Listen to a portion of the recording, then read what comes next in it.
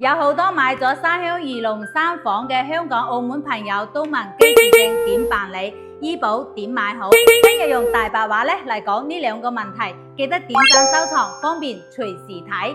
第一部分，居住證點辦理？先辦居住證呢個係第一步，有咗居住證先可以喺中山買醫保嘅。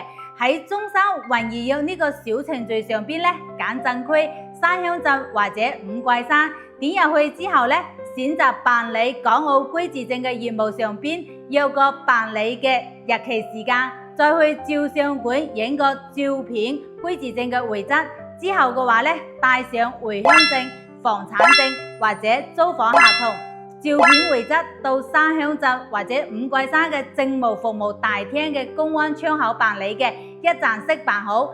居住證係免費嘅，大概20個工作日就可以攞到手啦。第二部分，醫保點買好？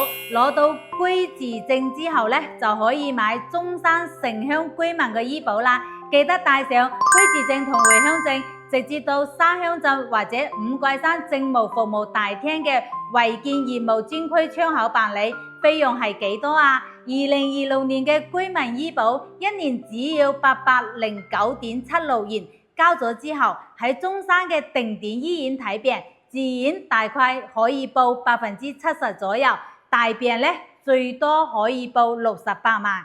至於呢一個時間啦，首次辦理醫保一定要喺每年嘅9月到12月底之間去辦嘅，錯過咗嘅話就要等1年啦。